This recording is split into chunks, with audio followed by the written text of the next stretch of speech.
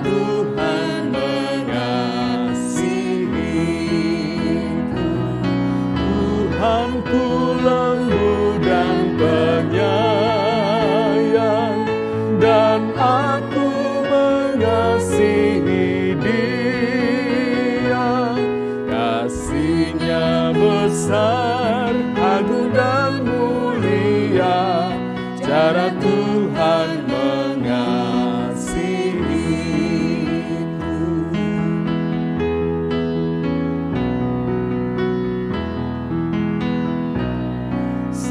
Sedalamnya laut, seluas angkasa, cara Tuhan mengasihiku. Seharum kembang yang tetap semerbak, cara Tuhan mengasihiku. Namanya tetap besertaku, dan surgalah pengharapanku. Hidupku tentram, ku nikmati penuh, cara Tuhan mengasihiku. Ya, Bapak Ibu Saudara yang terkasih dalam Tuhan, pada saat ini saya ditemani Bu Siti dan juga Bu Tripras, tapi ini bukan istri saya di rumah.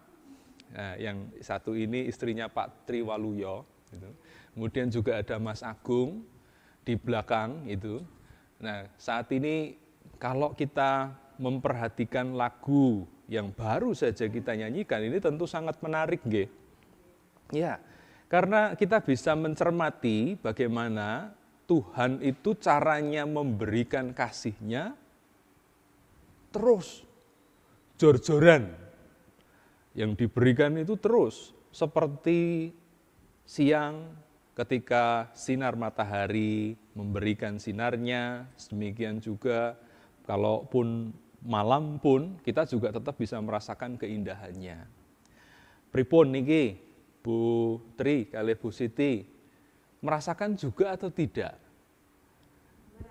Oh ya, contohnya mungkin bisa memberi contoh. Pagi bangun tidur, Ya, bisa bernafas, wah, iya betul. menikmati sinar matahari begitu cerah. Ya, malam hari Tuhan senantiasa melindungi dalam tidur, Ya, istirahat.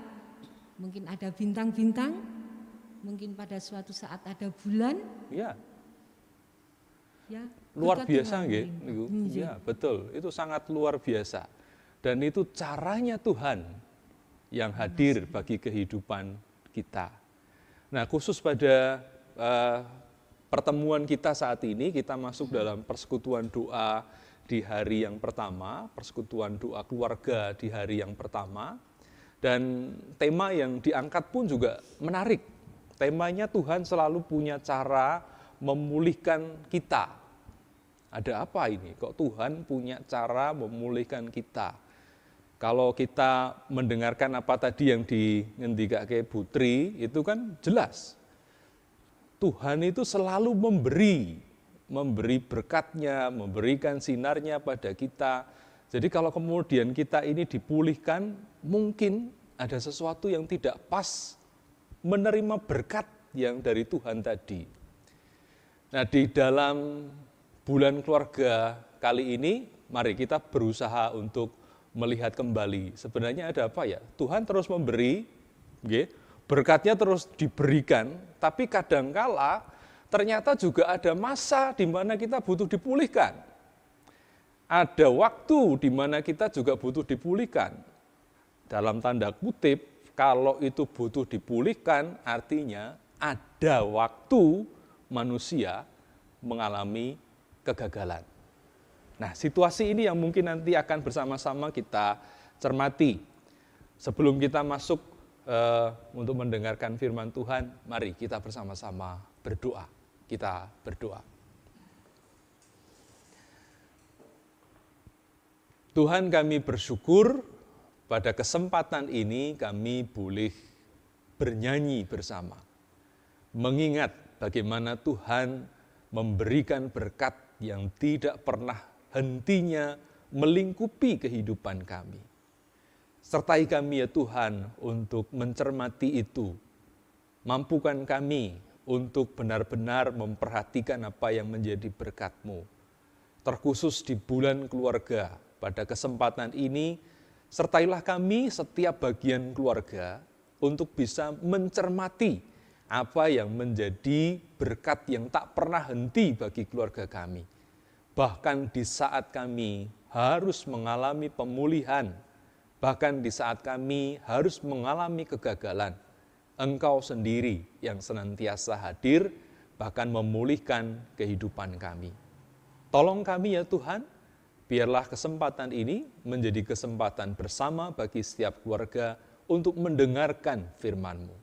Sertailah kami semuanya, pakailah hamba-Mu yang terbatas ini untuk menyampaikan apa yang menjadi kehendak-Mu. Roh Kudus biarlah memampukan kami, memberikan terang, bahkan memampukan kami bersukacita untuk mengerjakan setiap berkat yang boleh kami terima nantinya. Kami serahkan ya Tuhan seluruh pelayanan ini dalam tangan kuasa-Mu. Dalam nama Tuhan kami, Tuhan Yesus Kristus, bersama-sama kami berdoa. Amin. Nah, saat ini mari kita bersama-sama memuji Tuhan kembali. Kita memuji Tuhan dengan Kidung Jemaat nomor 454.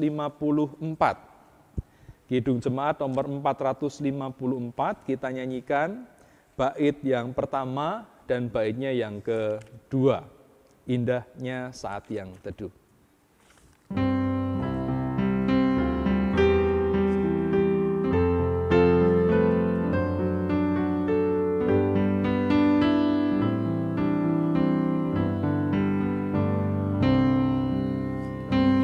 Indahnya saat yang teduh menghadap tata Bapa-Ku, unaikan doa padanya sehingga hatiku lega.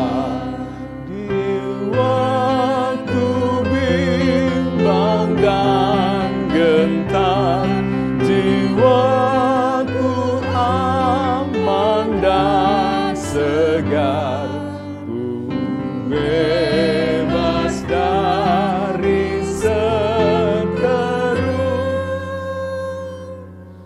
di dalam saat yang teduh.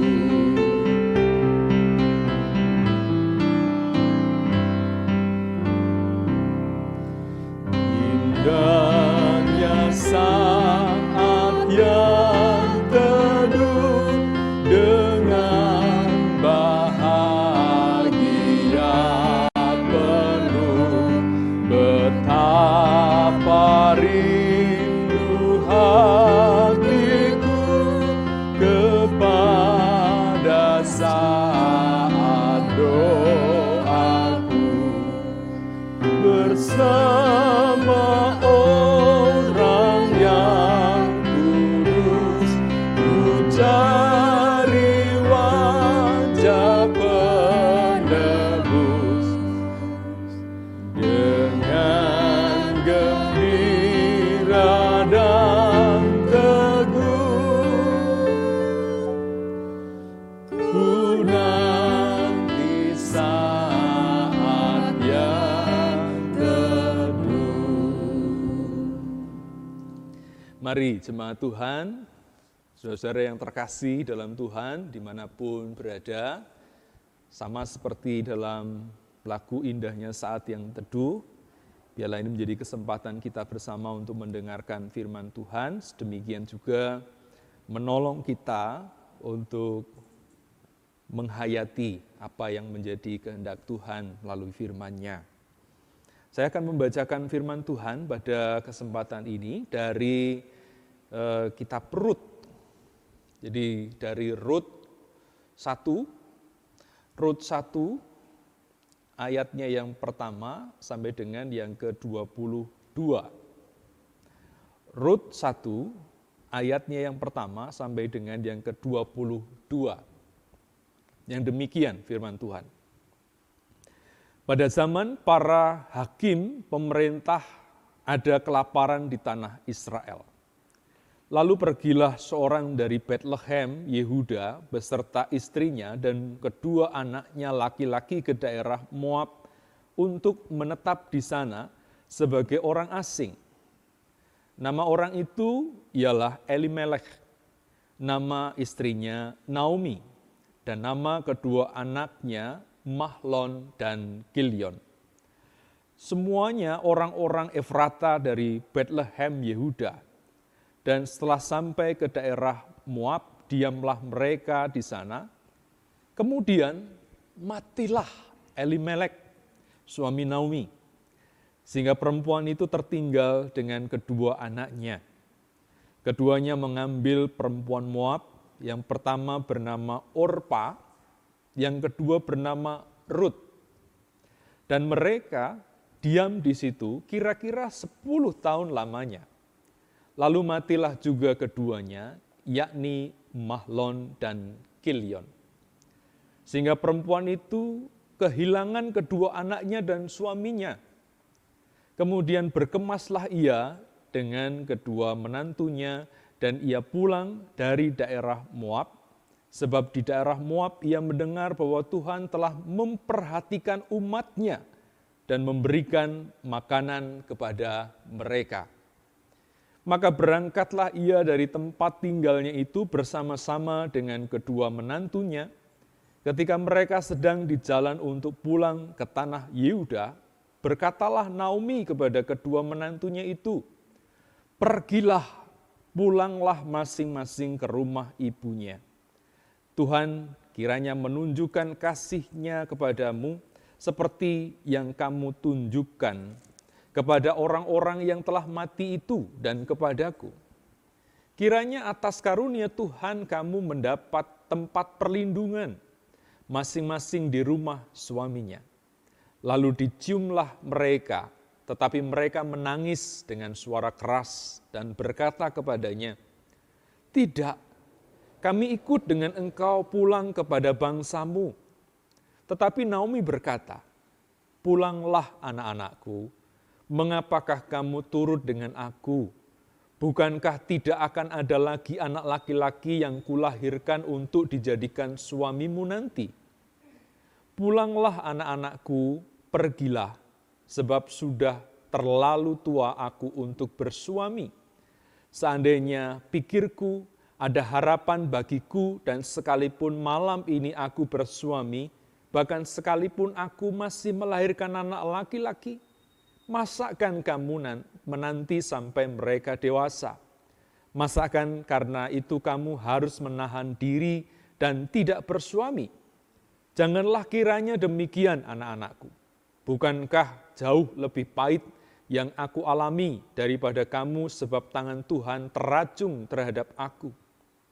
Menangis pula mereka dengan suara keras. Lalu Orpa mencium mertuanya itu minta diri. Tetapi Rut tetap berpaut padanya. Berkatalah Naomi, "Telah pulang iparmu kepada bangsanya dan kepada para allahnya. Pulanglah mengikut iparmu itu." Tetapi kata Rut, "Janganlah desak aku meninggalkan engkau dan pulang dengan tidak mengikuti engkau. Sebab kemana engkau pergi, ke situ jugalah aku pergi. Dan di mana engkau bermalam, di situ jugalah aku bermalam. Bangsamulah bangsaku, dan Allahmulah Allahku. Di mana engkau mati, aku pun mati di sana, dan di sanalah aku dikuburkan. Beginilah kiranya Tuhan menghukum aku, bahkan lebih lagi daripada itu, jikalau sesuatu apapun memisahkan aku dari engkau, selain daripada maut." Ketika Naomi melihat bahwa Rut berkeras untuk ikut bersama-sama dengan dia, berhentilah ia berkata-kata kepadanya. Dan berjalanlah keduanya sampai mereka tiba di Bethlehem. Ketika mereka masuk ke Bethlehem, gemparlah seluruh kota itu karena mereka dan perempuan-perempuan berkata, Naomi-kah itu? Tetapi ia berkata kepada mereka, janganlah sebut aku Naomi. Sebutlah aku Mara. Sebab yang Maha Kuasa telah melakukan banyak yang pahit kepadaku. Dengan tangan yang penuh aku pergi, tetapi dengan tangan yang kosong Tuhan memulangkan aku. Mengapakah kamu menyebutkan aku Naomi? Karena Tuhan telah naik saksi menentang aku, dan yang Maha Kuasa telah mendatangkan malapetaka kepadaku. Demikianlah Naomi pulang bersama-sama dengan Rut, perempuan Moab itu, menantunya yang turut pulang dari daerah Moab, dan sampailah mereka ke Bethlehem pada permulaan musim menuai jelai.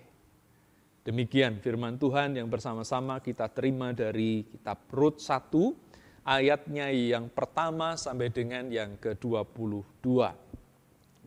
Nah, Bapak Ibu Saudara yang terkasih dalam Tuhan, memang ini menjadi bahasa yang sangat luar biasa.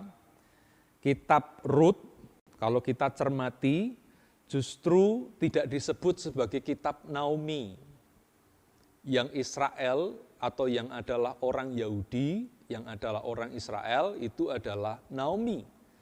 Tetapi kenapa kok tidak disebut sebagai kitab Naomi?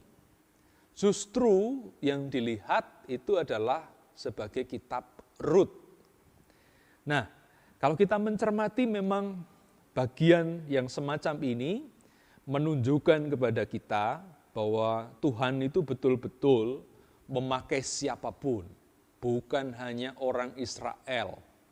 Jadi kita selalu perlu membangkitkan semangat kita untuk juga sadar bahwa diri kita ini pun adalah umat pilihan dari Tuhan. Jadi umat pilihan bukan hanya orang Israel.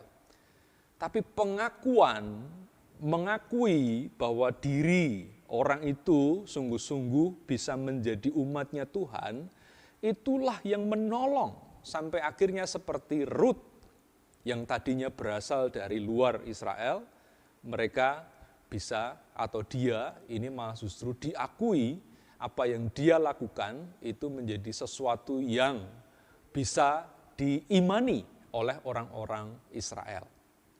Nah, di bagian yang berikutnya terkhusus pada persekutuan doa di bulan keluarga pada saat ini, kalau kita menggumuli tema seperti yang saya sebutkan di depan tadi, Tuhan selalu punya cara memulihkan kita.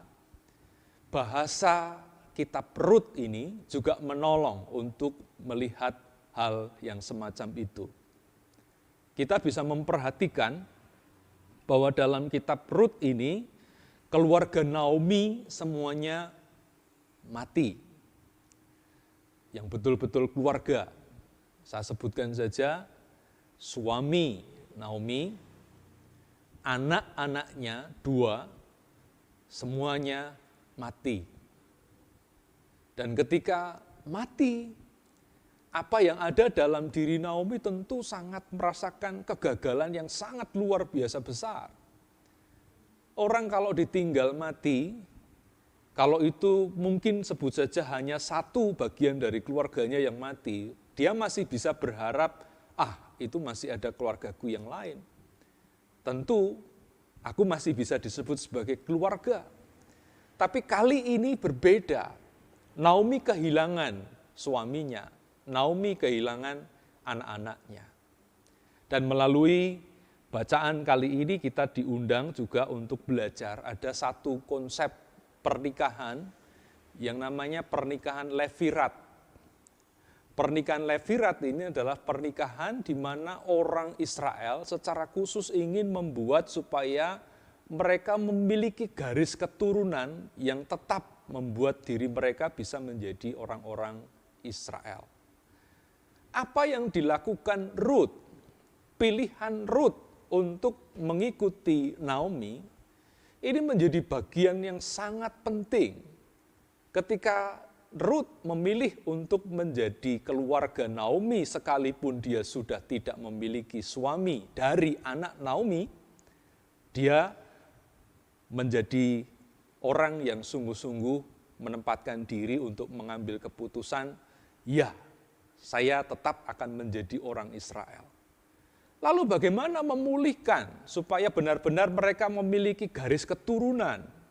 Nah, pernikahan Levirat disinilah yang kemudian memulihkan supaya Naomi kemudian nanti akan memiliki keturunan melalui Ruth, dan Ruth nanti akan memiliki anak dari Boaz. Dan kalau kemudian kita melihat dalam garis keturunan, Boaz ini nanti akan menjadi orang yang menurunkan adanya kisi-kisi atau silsilah di mana Yesus nanti akan lahir melalui jalur silsilah ini.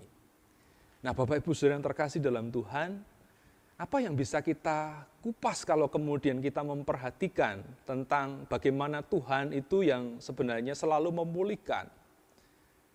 Dalam bagian bacaan kita, Rut 1 ayat 1 sampai dengan 22, tadi dengan cukup jelas sebenarnya kita memperhatikan bahwa Naomi, Orpa, dan juga Rut, mereka adalah orang-orang yang gagal.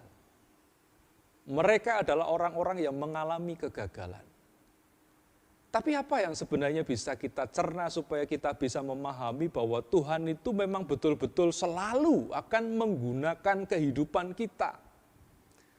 Tuhan itu berkenan untuk menjadikan siapapun, termasuk sebenarnya orang-orang yang gagal. Apa yang bisa kita cerna? Saya akan menggunakan cara berpikirnya seorang psikolog, namanya Zig Ziglar. Dia psikolog yang menurut saya menarik cara berpikirnya. Dia menawarkan untuk melihat pengalaman kehidupan, terkhusus ketika melihat adanya kegagalan dalam kehidupan. Zig Ziglar menawarkan ada 3 C. Ada 3 C, saya sebutkan ini dalam bahasa Inggris. Semoga nanti Mas Agung bisa koreksi kalau saya salah menyebutkan. Ya, 3C. 3C-nya ini apa sebenarnya? 3C ini yang pertama adalah choice. Betul nggih Mas Agung nggih? Choice. Choice ini pilihan. Kemudian setelah ada choice, orang akan sampai pada tahap mengerti tentang adanya chance. Atau apa yang betul? Bahasanya sebutannya chance atau chance atau apa Mas Agung? Chance. Change. Oh, keliru toh? Ya, itu memang ilatnya orang Jawa itu memang perlu perlu dibenahi gitu. Change itu. Nah, change ini berarti ada kesempatan gitu. Dan yang ketiga setelah choice, change dan juga change, nah ini yang terakhir ini change gitu. Jangan dibahasakan dalam bahasa Jawa ya, nanti nek di change itu berarti napa Bu Tri? Disengiti, dicing.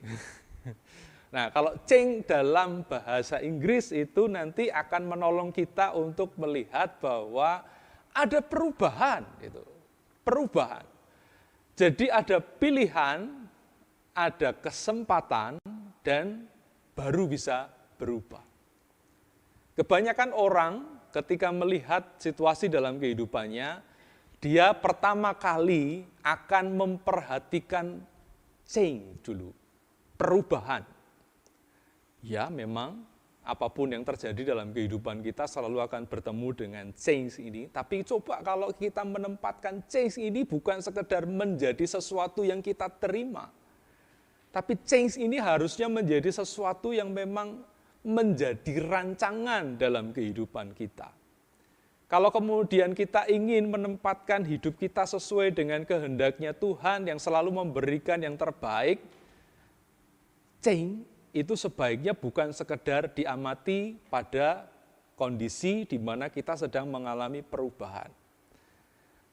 Naomi, Orpa, Ruth, mereka mengalami perubahan yang luar biasa. Perubahannya adalah kegagalan. Lalu apa yang kemudian terjadi? Naomi mencoba menawarkan, dia mencoba membuat pilihan untuk anak-anaknya. Dia mencoba menawarkan kepada Ruth, dia menawarkan kepada Orpa, supaya mereka mengambil pilihan sendiri, bagaimana mereka akan hidup. Kalau ini berkenaan dengan diri kita secara pribadi, akan lebih baik. Ini menjadi sesuatu yang memang menanyai, memampukan kita untuk bertanya. Kalau ada situasi yang memang seperti ini, pilihan apa yang sebenarnya harus saya lakukan? Bapak Ibu Saudara yang terkasih dalam Tuhan, tema kita itu mengantarkan untuk melihat Tuhan selalu punya cara memulihkan. Ini pilihannya.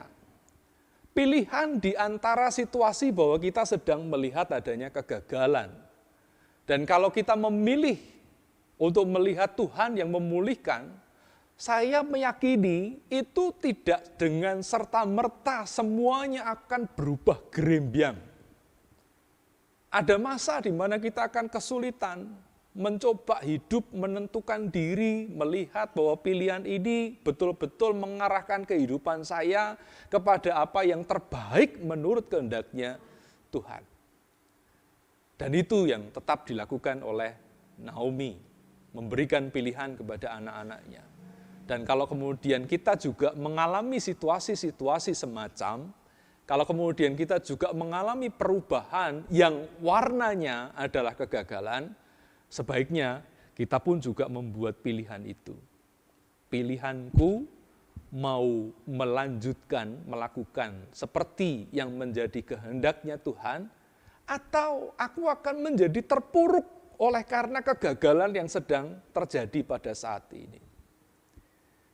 Nah, Bapak Ibu Saudara yang terkasih dalam Tuhan, kalau melihat dengan jelas apa yang menjadi bacaan kita, khususnya di kitab Rut ini secara keseluruhan, apalagi sampai Rut itu nanti mempunyai keturunan dengan Boas, kita akan bisa melihat bahwa pilihan yang dilakukan itu nanti akan membantu kita untuk melihat adanya kesempatan.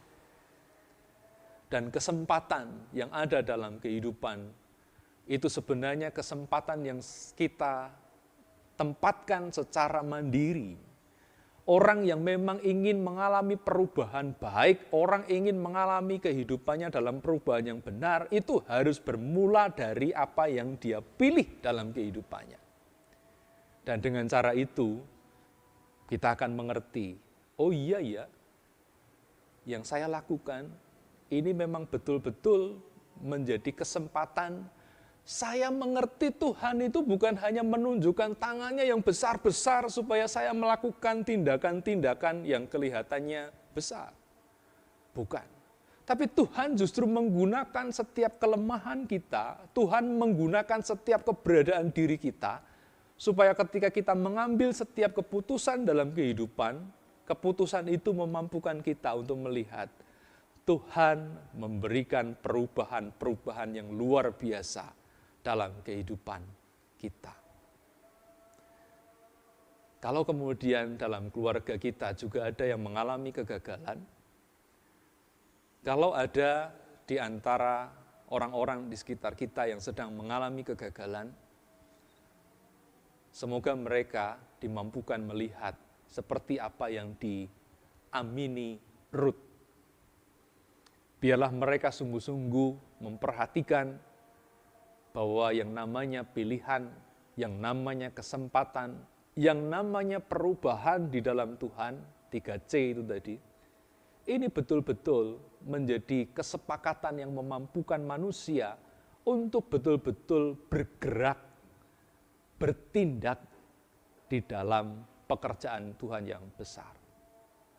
Mari kita menyertai teman-teman kita, menyertai saudara-saudara kita, Kalau ada suami yang sedang merasakan kegagalan, ajak dia untuk melihat bagaimana pilihan hidup yang seharusnya tetap dia jaga. Kalau ada istri yang memang juga membutuhkan, dikuatkan, mampukan dia juga, supaya dia bisa melihat bahwa pilihan-pilihan kehidupannya adalah pilihan-pilihan damai sejahtera, pekerjaannya Tuhan. Anak-anak pun juga demikian. Ketika mereka mengalami sesuatu yang berat, mereka butuh dipulihkan, biarlah setiap kehadiran kita itu menjadi kesempatan bagi anak-anak kita melihat Tuhan sendiri. Kita memang bukan Tuhan, tetapi biarlah mereka melihat Tuhan melalui apa yang boleh kita lakukan. Dan yang terakhir, biarlah setiap apapun yang dilakukan oleh keluarga Kristen, ini menolong orang, menolong siapapun untuk bisa memperhatikan Tuhan ini mampu bekerja dalam kondisi apapun untuk memberikan yang terbaik. Dan dengan begitu, mereka pun boleh mengimani sesuatu yang mereka lihat. Kalau mereka, orang-orang Kristen bisa bersyukur dengan cara seperti ini, dan biarlah mereka juga bersyukur untuk mengimani bagaimana Tuhan yang senantiasa memulihkan dengan caranya yang tidak pernah bisa kita mengerti. Tuhan menyertai kehidupan kita semua. Amin. Nah, saat ini mari kita masuk di dalam doa syafaat. Bersama-sama kita berdoa. Tuhan, kami bersyukur Engkau menolong kami untuk memperhatikan bagaimana Engkau senantiasa memberikan berkat-Mu. Bahkan di saat kami harus mengalami kegagalan, Engkau memulihkan agar semangat kehidupan kami sungguh-sungguh mengarah kepada setiap pekerjaan-Mu yang adalah perjalanan damai sejahtera. Perjalanan di mana setiap manusia boleh masuk di dalamnya, bahkan ikut serta bersama dengan Tuhan sendiri menjadikan kehidupannya menerima berkat, bahkan menjadikan kehidupannya menjadi piranti supaya berkat boleh terjadi dalam kehidupannya. Untuk itu ya Tuhan, sertailah setiap keluarga Kristen, mampukanlah kami untuk senantiasa bersyukur, dan sebagai orang-orang yang memang menyatakan diri terpilih di dalam Engkau ya Tuhan, mampukanlah kami juga untuk menyiarkan itu melalui setiap sukacita kehidupan kami. Biarlah setiap keluarga Kristen menjadi berkat bagi siapapun. Sehingga siapapun yang melihat, mereka pun senantiasa juga mengamini bagaimana Tuhan senantiasa memberikan yang terbaik bagi siapapun yang mengamini bahwa Tuhan sungguh-sungguh memberikan damai sejahtera bagi kehidupan. Kami serahkan ya Tuhan seluruh kehidupan kami dalam tangan kuasa-Mu. Dalam nama Tuhan kami, Tuhan Yesus Kristus, bersama-sama kami bersyukur di dalam doa. Amin. Ya, sebagai penutup, kita bersama-sama akan memuji Tuhan kembali. Karena yang kita dengar itu tadi adalah kabar mulia. Kita akan bersama-sama kembali memuji Tuhan dengan Kidung Jemaat 383. Ini kita nyanyikan bait yang pertama dan baitnya yang kedua. Kidung Jemaat 383, bait yang pertama dan yang kedua. Mari Mas Agung, Bu Siti dan juga Bu Tri.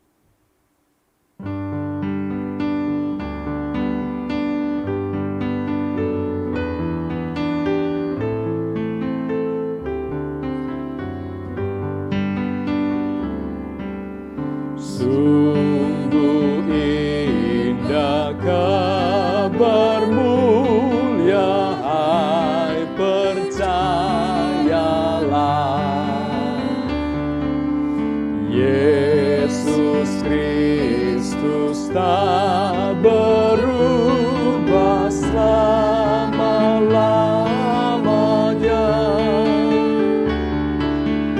Darah